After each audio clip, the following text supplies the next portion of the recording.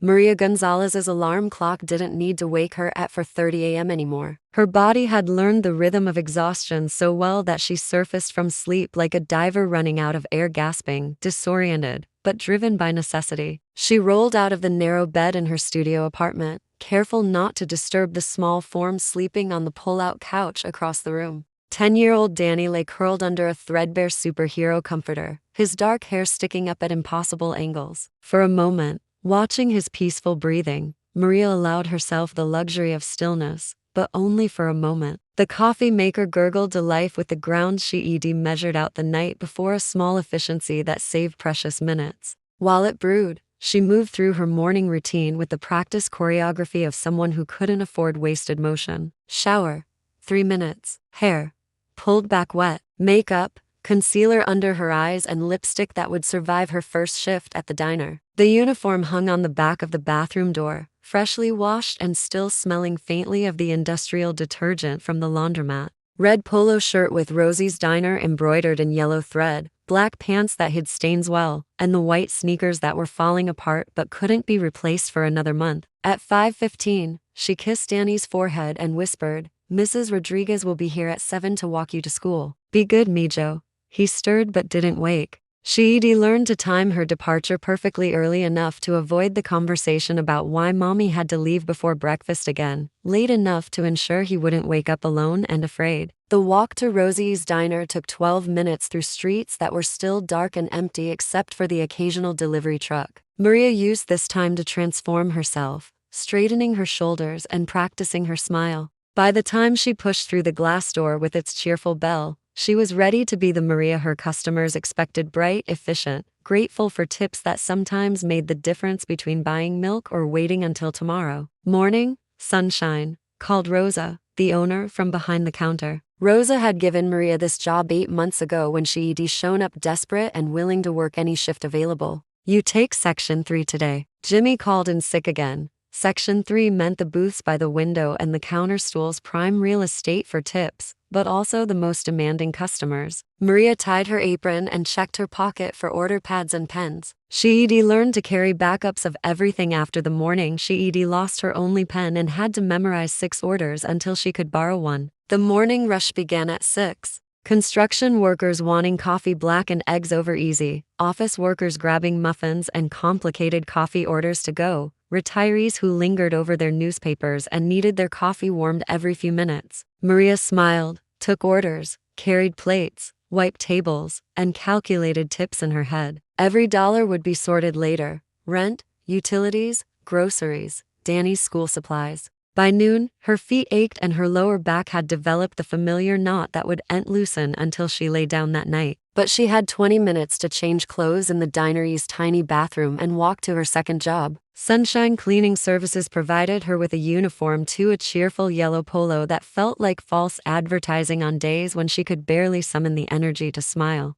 Her assigned route included 4 office buildings downtown, and she had 3 hours to vacuum, dust, empty trash bins, and sanitize bathrooms and spaces that were larger than her entire apartment. She worked alone, moving through cubicles and conference rooms where other people's coffee cups held the dregs of drinks that cost more than she spent on groceries in a day. Sometimes she found family photos on desks, happy parents with their children at vacation destinations or school events, and she had to look away quickly before the longing could take hold. The third job was the hardest, not because of the work itself, but because of the timing. She arrived at the call center at p.m., just as Danny would be finishing his homework with Mrs. Rodriguez. While other mothers were making dinner and helping with math problems, Maria was putting on another headset and preparing to spend 4 hours trying to convince strangers to upgrade their cable packages. The fluorescent lights buzzed overhead, and the air conditioning was always too cold. Her desk was one of 40 in a room designed to fit 60, and she could hear fragments of her coworkers' conversations, the same scripts,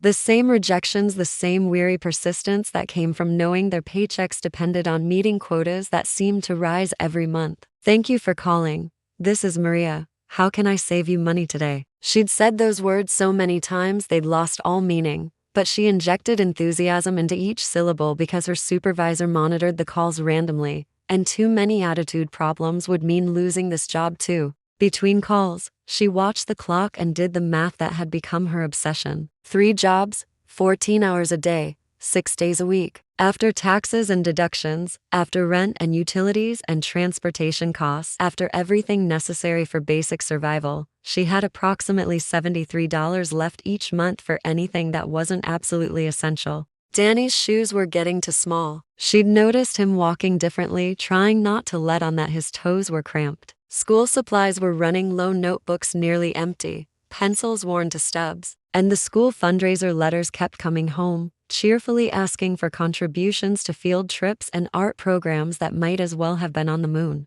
At 10 p.m., she gathered her purse and took the bus home, watching the city lights blur past the window while she planned tomorrow's juggling act. Mrs. Rodriguez would be gone by the time she arrived, leaving a brief note about Danny's day folded on the kitchen counter. Homework done, ate the sandwich she'd left in the refrigerator, went to bed at 9:30. Sometimes the notes included observations that made her chest tight with guilt. Danny seemed tired today or asked when you'd be home for dinner, but Mrs. Rodriguez never judged, never suggested that working 3 jobs was too much, never implied that Danny needed more than Maria was able to give. For that restraint, Maria was grateful beyond words. She climbed the 2 flights to their apartment, turned the key as quietly as possible, and stepped into the dim space that held everything that mattered to her. Danny's backpack sat by the door where he always left it, school papers peeking out of the top zipper. His sneakers were lined up neatly beside it, and she could see they were definitely too small now. Tomorrow would be the same routine,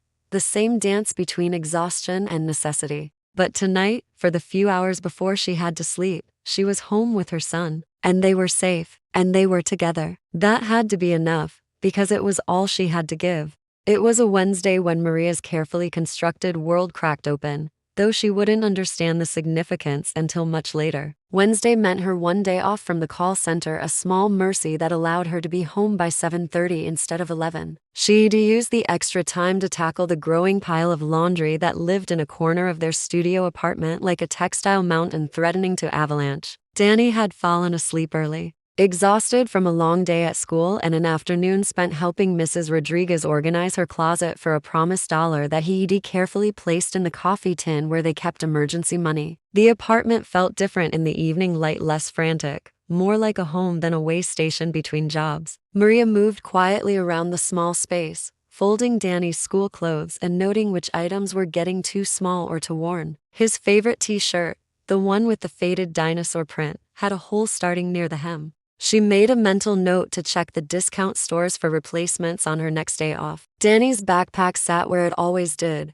slumped against the wall like a patient animal. Usually, she trusted him to manage his own school supplies and homework, checking in with quick questions about tests and assignments but not micromanaging. At 10, he'd learned to be independent out of necessity, and she was proud of how responsible he'd become. But something about the backpack nagged at her tonight. Maybe it was the way it seemed fuller than usual, or how Danny had been extra careful with it when he came home, setting it down gently instead of dropping it with his usual carelessness. She told herself she was being paranoid, but the feeling persisted. Just checking he has everything for tomorrow, she whispered to the sleeping room, as if justifying her decision to investigate. The main compartment contained the usual suspects: crumpled homework papers, a math textbook with a broken spine, pencils worn down to stubs, and a small pencil sharpener that left shavings and everything. She smiled at a drawing he'd made in art class, a house with smoke curling from the chimney and 2 stick figures holding hands in front of it. He'd written "me and mom" in careful cursive at the bottom. She was about to close the bag when her fingers brushed against something unexpected in the side pocket.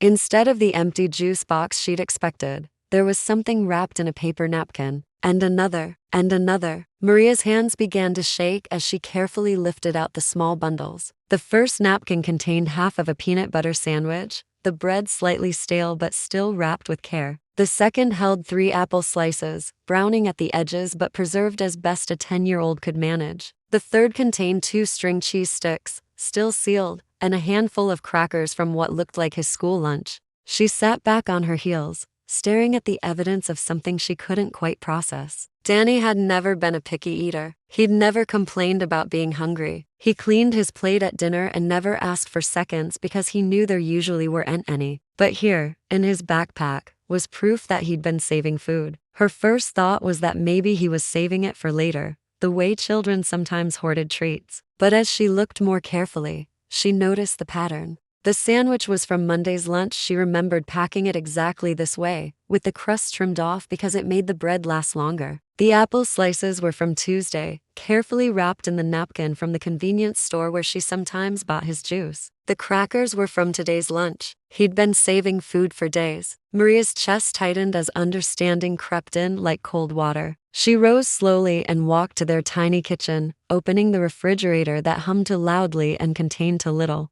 A half-empty carton of milk, some leftover rice from 2 nights ago, eggs, a bag of carrots that were starting to soften, and the ingredients for tomorrow's lunches. Not empty, but sparse in the way that required careful planning and frequent calculations. When had Danny started to notice? When had her 10-year-old son begun to understand that food was something to be carefully managed? Something that might not always be there when he wanted it. She thought about their dinner conversations, how he'd started asking if she'd eaten at work, how he'd begun finishing only half his dinner and claiming he was full, pushing the remainder toward her side of the table, how he'd stopped asking for snacks between meals without her ever saying they couldn't afford them. The realization hit her like a physical blow. Danny had been watching. He'd been calculating just like she did, but with a child's logic and a child's solution. If mommy looked tired and thin, if mommy worked all the time and sometimes forgot to eat dinner until after he was asleep, then he would save his food. He would make sure there was enough.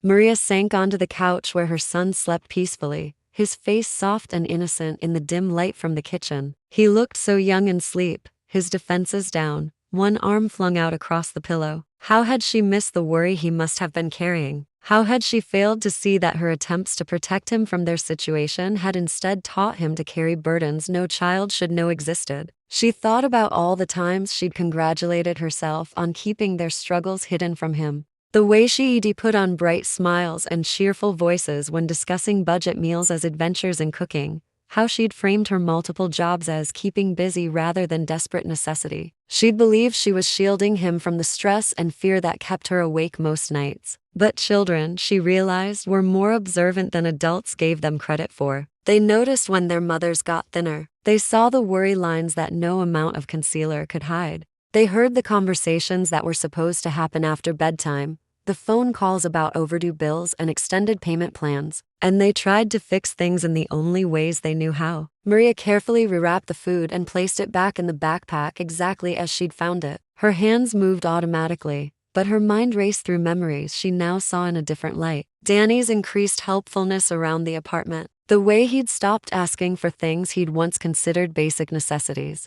His maturity that had seemed so admirable but now felt like evidence of childhood sacrifice to circumstances beyond anyone's control. She looked at her son again, this child who had inherited her stubborn pride and protective instincts. He was trying to take care of her in the same way she was trying to take care of him, both of them carrying more than they should have to, both of them afraid to burden the other with the truth of their situation. The weight of it settled over her like a blanket made of lead. She'd been so focused on providing the basics: shelter, food, safety, that she'd missed something more fundamental. Danny needed to feel secure not just in having a roof over his head but in knowing that his mother was okay, that their small family was okay, that he didn't need to solve problems that were too big for adult shoulders, much less small ones. Tomorrow, she would have to figure out how to talk to him about this without making him feel ashamed of his generosity or worried about her reaction. She would have to find a way to explain that while she was grateful for his thoughtfulness, taking care of the family was her job,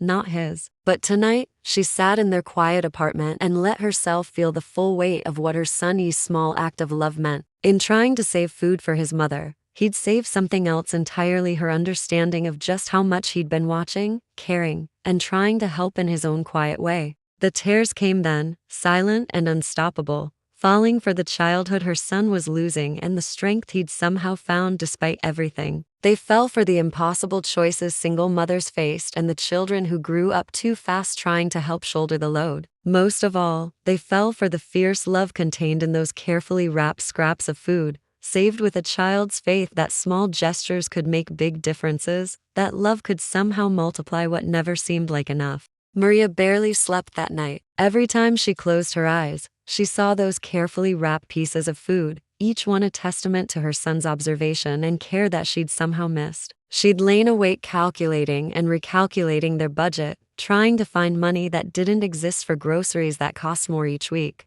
By morning, she'd made a decision. She would call in sick to the diner the first time in 8 months and have the conversation that could no longer be postponed. Rosa wouldn't be happy, but some things mattered more than perfect attendance. Danny woke up naturally around 7, stretching and yawning as sunlight filtered through their thin curtains. He sat up, confused by the break in routine. "Mom, don't you have to work?" "Not today, Mijo." Maria sat on the edge of the couch beside him, her heart hammering against her ribs. "I thought we could have breakfast together. Maybe talk." His eyes immediately went to his backpack, then back to her face. Even at 10, Danny had developed an intuition for when adult conversations were approaching the kind that usually meant changes he wouldn't like. "Am I in trouble?" The question broke her heart all over again. "No, baby, no. You're not in trouble. But we do need to talk about something important." She made them breakfast scrambled eggs with cheese and toast, using up ingredients she'd planned to stretch through the week. If they were going to have this conversation, she wanted Danny to see abundance, not scarcity. She wanted him to eat without calculating, without worrying. They sat at their small table, and Maria watched her son eat with the careful manners she'd taught him, chewing thoughtfully, not rushing. He kept glancing at her, clearly sensing the weight of whatever was coming. "Danny," she began, setting down her fork, "I found the food in your backpack." His face flushed immediately, and he stopped chewing. For a moment, he looked like he might deny it, but then his shoulders slumped in defeat. "I'm sorry," he whispered. "Sorry? Honey, you have nothing to be sorry about. But I need to understand why you were saving it." Danny stared at his plate, his dark hair falling across his forehead. When he spoke, his voice was so quiet she had to lean forward to hear him. "You don't eat enough."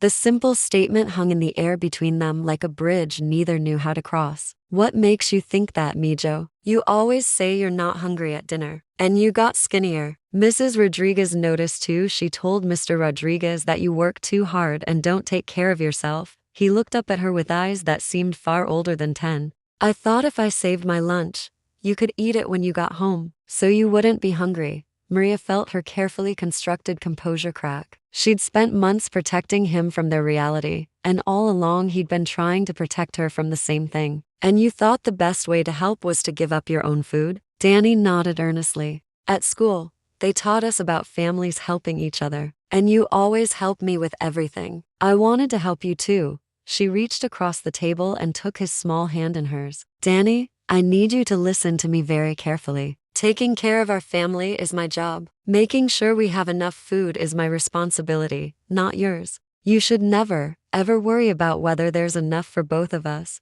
But there isn't always enough." The words came out in a rush, as if he'd been holding them back for months. "I see you count money all the time. I hear you on the phone talking about bills, and sometimes at night, you sit at the table and write numbers and look sad." Maria closed her eyes, feeling the weight of every calculation he'd witnessed, every worried conversation he'd overheard, despite her attempts at discretion. "You're right," she said finally. "Sometimes things are tight. Sometimes I have to be very careful with our money. But that doesn't mean you go hungry so I can eat. That's not how families work." "Then how do families work?" The question was plaintive, genuinely confused, because all the families on TV have lots of food and big houses, and they don't worry about money. "But we're not like that, and I don't know what I'm supposed to do." The honesty in his voice undid her completely. She came around the table and pulled him into her arms, and he melted against her the way he used to when he was smaller and the world was simpler. "Families work," she said into his hair, "by being honest with each other. And I haven't been honest with you. I've been trying so hard to make everything seem okay that I forgot you are smart enough to see when it is not." They sat together in their small kitchen, holding each other while morning light grew stronger outside their window. Finally, Danny pulled back to look at her. "Are we poor, Mom?" The question she'd been dreading, asked with the directness only children possessed. "We don't have a lot of money right now," she said carefully, "but we have everything we need. We have a home, we have food, we have each other, and I'm working very hard to make things better." "Is that why you have 3 jobs?" So he knew about all 3. Of course he did. "Yes, I work 3 jobs so we can pay our bills and have food and keep our apartment. It's hard sometimes, but I do it because I love you, and I want to make sure you are safe and taken care of." Danny was quiet for a long moment, processing this confirmation of what he'd already figured out. I still want to help, he said finally. I know you do. And you already help me in so many ways. You do your homework without being asked. You're polite to Mrs. Rodriguez. You keep our apartment neat. You're responsible and kind and smart, and that helps me more than you know. But not with food. Not with food. That's my job. Your job is to eat your lunch at school and grow big and strong and not worry about whether there is enough for dinner. Can you do that for me? He nodded, but she could see the reluctance in his eyes. The habit of worrying, once learned, was hard to unlearn. I have an idea, she said suddenly. What if we made a rule? Every day when you come home from school, the first thing you tell me is what you had for lunch. And if you didn't eat all of it, you tell me why. And if you're hungry after school, you ask for a snack instead of saving food in your backpack. Deal? Danny considered this gravely. What if there aren't any snacks? Then I'll figure something out. But you have to trust me to be the grown-up about food, okay? No more saving lunch in case I need it later. Okay, he said, but then added, but if you're ever really hungry and I have extra food, I still want to share it. Maria smiled despite everything. If I'm ever really hungry and you have extra food, then yes, we can share it. But as a family sharing a meal, not because you're worried about me. There's a difference. What's the difference? When we share food because we want to, it's love. When you hide food because you're scared there won't be enough, it's worry. And I don't want you to carry worry that's too big for you. Danny nodded slowly, as if he was beginning to understand the distinction. They finished breakfast together, and Maria watched her son eat with less careful attention to every bite. The conversation hadn't solved their financial problems. They still had the same bills, the same tight budget, the same need for 3 jobs, but something had shifted between them. The pretense was gone, replaced by honesty that felt both scary and liberating. Later, as Danny gathered his school supplies, he paused at his backpack. Mom, what should I do with the food that's already in there? Bring it to the kitchen. We'll eat it together for your after-school snack. He brought out the carefully wrapped parcels, and they unwrapped them together. The bread was stale and the apple slices were brown, but they ate every piece, sitting at their small table in the morning sun. It tastes better when we share it, Danny observed. Everything does, Maria agreed, and meant it. 3 weeks after their kitchen table conversation, Maria thought they'd found their new normal. Danny was eating his lunches at school and reporting back each day with detailed accounts of cafeteria adventures. He'd stopped hoarding food, though she sometimes caught him studying her face with the intensity of someone monitoring a loved one's health. The crisis came, as crises often do, from an unexpected direction. It was a Thursday afternoon, and Maria was running late picking up Danny from his after-school program. The call center had kept her past her shift end with a mandatory meeting about new sales targets that seemed designed to make impossible numbers sound achievable. She'd texted the program director and rushed across town, her anxiety building with every red light. When she finally arrived at Lincoln Elementary, she found Danny in the main office instead of the gymnasium where the after-school program met. He sat in a chair that was too big for him, swinging his legs and talking animatedly to Mrs. Patterson, the school principal, and Miss Chen, his teacher. I'm so sorry, Maria began immediately. The meeting ran over and Mrs. Mrs. Patterson interrupted gently. We need to talk. Maria's stomach dropped. Danny looked up at her with an expression she couldn't read, not guilty, but watchful, as if he wasn't sure whether he was in trouble or if she was. What happened? She asked, settling into the chair beside her son. Miss Chen leaned forward, her voice kind but serious. We were doing a writing exercise today about acts of kindness. Danny wrote a very beautiful essay about taking care of family members. He wrote about saving his lunch for you when you work late and don't have time to eat. The words hit Maria like ice water. She looked at Danny, who was now staring at his sneakers. I thought it was a good story, he said quietly. I didn't know I wasn't supposed to tell anyone. You're not in trouble, Mijo, Maria said quickly, though her mind was racing. You did nothing wrong. Mrs. Patterson spoke carefully. Mrs. Gonzalez, we're concerned about food security in your household. When children start managing adult responsibilities like ensuring their parents eat, it often indicates a need for additional support. The phrase food security hung in the air like an accusation. Maria felt her cheeks burn with the familiar shame of having her struggles made visible to people whose judgment mattered for Danny's school life. We're fine, she said automatically. Danny was just being thoughtful. He's a caring child. He is, Miss Chen agreed. Extraordinarily caring. Which is exactly why we're concerned. 10-year-olds shouldn't feel responsible for their parents' nutritional needs. Danny looked up sharply. But we talked about it, Mom. You said families help each other. They do, Mrs. Patterson said before Maria could respond. But we also want to make sure you have all the help your family needs. Mrs. Gonzalez, are you aware of our weekend backpack program? Maria shook her head, wary of where this was leading. We send home backpacks with shelf-stable food for families who need additional support. No paperwork, no questions asked. Danny would just bring home a backpack on Fridays and return it on Mondays. We don't need charity, Maria said, the words coming out sharper than she'd intended. The room fell silent. Danny's legs stopped swinging. Miss Chen's voice was gentle. It's not charity, Mrs. Gonzalez. It's community support. We all need help sometimes, and there's no shame in accepting it when it's offered. My mom works really hard, Danny said suddenly, his voice fierce with loyalty. She works 3 jobs and she never complains, and she makes sure I have everything I need. She's the best mom ever. Maria's eyes filled despite her efforts to keep them dry. Mrs. Patterson smiled at Danny. She sounds like an amazing mom. And amazing moms sometimes accept help so they can keep being amazing. After more conversation and gentle pressure, Maria reluctantly agreed to the backpack program, mostly because she could see Danny watching her every reaction, learning what pride looked like and whether it was more important than practical help. But as they walked home, she realized the story wouldn't end with the backpack program. Danny's essay had been shared as an example of good writing during the school's family literacy night planning meeting. Parents who'd heard about it started conversations. Word spread the way it does in school communities, not maliciously, but with the persistent forward motion of information that touches people's hearts. The first sign came on Saturday morning. Maria was leaving for her weekend shift at the diner when she found a grocery bag by their apartment door. No note, no identification, just a bag containing pasta, sauce, breakfast cereal, and fresh fruit. She looked up and down the hallway, but no one was there. Mom, there's food by the door, Danny called out, having spotted it from their window. I see it, Mijo.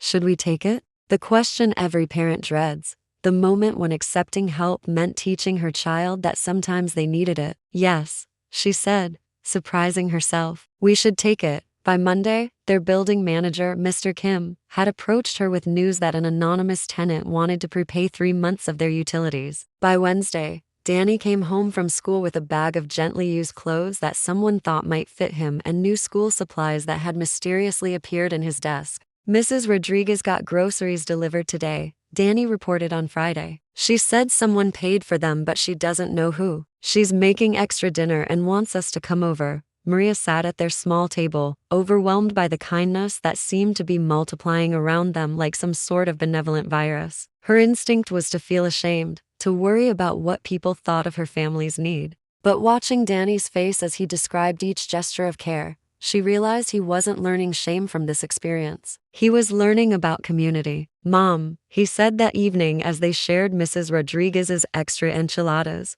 why are people being so nice to us? I think, Maria said slowly, because they recognize something good when they see it. They see a family that takes care of each other, and they want to be part of that, so it's not because we're poor. The directness of the question still surprised her, but she was learning to match his honesty. It's not because we're poor, no, it's because people can see how much we love each other, and that makes them want to help love take care of us. Danny considered this seriously. When I grow up and have money, I want to help families like us. Families like us? Families that love each other a lot but need help sometimes. Maria smiled, realizing that her son was learning a lesson she'd never intended to teach, but one that might be more valuable than any protection her pride could have offered. He was learning that accepting help didn't make them weak or less worthy, it made them part of a larger web of care that connected people through their shared humanity. The anonymous gifts continued to arrive, each one carefully chosen and quietly delivered. Someone was clearly paying attention to their actual needs rather than making assumptions about what help should look like. And slowly, Maria began to understand that Danny's innocent essay had done more than reveal their struggles. It had revealed their love, their resilience, and their dignity in the face of difficult circumstances. People weren't responding to their poverty. They were responding to their strength. 6 months later, Maria stood in the same diner kitchen where she'd worked her first job, but everything had changed. She still worked at Rosie's, But now it was her only job, and not because she'd lost the others, but because she'd finally been able to let them go. The transformation hadn't happened overnight. It had come in waves of small kindnesses that built into something larger than charity, a community that had decided to invest in one of its families. The turning point came when Mrs. Patterson called with news that someone wanted to establish an education fund for Danny. Not just any someone, a group of someones, parents and teachers and community members who Edie been quietly organizing since Danny's essay had made its rounds. They want to ensure he can participate in every school activity and have tutoring support if he needs it, Mrs. Patterson had explained. And they want to fund a scholarship account for his future education. Maria had cried in the principal's office that day, not from shame this time, but from the overwhelming realization that her son's simple act of love had created something beautiful and lasting. The weekend backpack program had evolved too. What started as basic food assistance had grown into a community kitchen project where families took turns preparing meals for each other. Maria found herself cooking large batches of her grandmother's recipes on Sundays, filling containers for other families while her own refrigerator stayed well stocked through the reciprocal efforts of neighbors she was getting to know. "It's not taking charity," Danny had observed one Sunday as they packaged portions of rice and beans for delivery. "It's trading kindness." The distinction mattered. They were no longer recipients of help, they were participants in a network of mutual care that had grown beyond anyone's original intentions. Rosa had noticed Maria's improved performance when she was exhausted from 3 jobs and offered her additional responsibilities at the diner. Manager training, she'd called it, with a raise that made the difference between surviving and actually living. Maria was learning about inventory and scheduling, discovering she had a knack for organization and staff coordination that had been invisible when she was just trying to make it through each shift. But the most significant change was in their apartment on Thursday evenings. Thursday had become community dinner night. What started as Mrs. Rodriguez inviting them over for enchiladas had grown into a rotating potluck in the building's community room. Families from their building and others nearby gathered to share food and stories, creating the kind of extended family network that many of them had left behind when they moved to the city. Danny thrived in these gatherings. He played with younger children, helped serve food to elderly neighbors, and somehow became the unofficial coordinator of a homework support group where older kids helped younger ones with math and reading. His natural empathy, the same quality that had led him to save lunch for his mother, now flowed outward to benefit an entire community. "He's going to be a teacher someday," predicted Mrs. Chen during one of these dinners. "Or maybe a social worker. He has the gift of seeing what people need." Maria watched her son explain fractions to a struggling second grader and felt the familiar surge of pride. But it was different now. Before, her pride had been defensive, built around proving that they could manage alone. Now it was celebratory, based on witnessing her child's character flourish when he felt secure enough to focus on growth rather than survival. "Mom," Danny said one evening as they walked home from community dinner, "remember when I used to save food for you? I remember. I still want to take care of you. But now I know there are more ways to do it than just saving lunch." "What do you mean?" Danny thought carefully before answering. "Like, I can take care of you by doing well in school so you don't have to worry about me. And by helping with the community dinners so you can talk to other grown-ups. And by being friends with the little kids so their parents can trust you to babysit sometimes." Maria had indeed started babysitting occasionally for extra income, but she was surprised Danny had made the connection to his role in building those relationships. "You're very wise, Mijo. Mrs. Rodriguez says wisdom comes from paying attention to how people help each other. I've been paying attention." They reached their building, where the community room windows glowed warmly, hosting a book club meeting that several neighbors attended. Their apartment was no longer a refuge from the world, it was part of a larger home that extended throughout the building and into the neighborhood beyond. Maria still counted money carefully and planned meals around sales and coupons. But the desperate edge was gone, replaced by the security of knowing that if something unexpected happened, if someone got sick or a bill was higher than expected, they weren't facing it alone. The most beautiful change was that Danny had started bringing friends home after school sometimes. Children from families in various stages of struggle and stability, all of them learning that home wasn't defined by how much money you had but by how much love you shared. "I told Tyler about the backpack program," Danny mentioned casually one afternoon as he and his friend worked on homework at their small table. "His mom works a lot too, and sometimes they run out of groceries before payday. Maria looked up from preparing snacks for the boys. What did you tell him? I told him that Miss Chen asks the kids sometimes if their families need extra help. And it's okay to say yes because everyone needs help sometimes, even grown-ups. Tyler nodded seriously. My mom says asking for help is hard, but Danny says it gets easier when you realize that helping people makes them happy. Maria smiled, recognizing her own words reflected back through the wisdom of 10-year-olds who had learned to navigate adult concepts with remarkable grace. That evening, after Tyler went home and Danny was reading before bed, Maria sat at their small table with a cup of tea and the notebook where she used to calculate desperate budgets. Now it contained different kinds of lists, volunteer schedules for the community dinner, contact information for the extended network of families they'd become part of, and plans for the small celebration they were organizing for Mrs. Rodriguez's birthday. Danny looked up from his book. Mom, are you happy? The question surprised her with its directness. What makes you ask that? You look different than you used to, more relaxed, and you smile more. She considered the question seriously, as she'd learned to do with all of Danny's observations.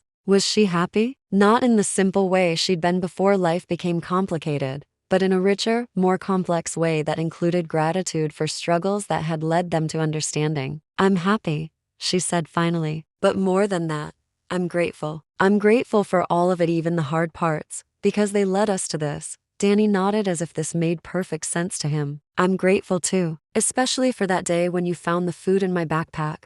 Why that day especially? Because that's when we stopped pretending everything was okay and started making it actually okay. Maria looked at her son, this child who had grown wise through necessity but hadn't lost his capacity for joy, and realized that he was right. The day she found those carefully wrapped scraps of food had been the beginning of everything good that followed, not because it revealed their need, but because it revealed their love and opened the door for others to join in caring for it. Outside their window, the city hummed with its usual energy, but inside their small apartment, they had created something that couldn't be measured in dollars or square footage. They had created a family that was part of a community, a love that had multiplied rather than diminished when shared, and a security that came not from having enough money but from having enough people who cared about their well-being. Danny closed his book and came to sit beside her at the table. Tomorrow is community dinner again. Mrs. Kim is teaching everyone how to make Korean pancakes. Are you excited? Yes. And I was thinking maybe we could start a recipe collection. Like, everyone could write down how to make their special dishes, and we could make a book for all the families. Maria smiled at the idea, recognizing in it the same generous spirit that had once led him to save his lunch for her, now channeled toward creating something that would nourish their entire extended family. That sounds perfect, she said, pulling him close for a hug. Absolutely perfect, and it was.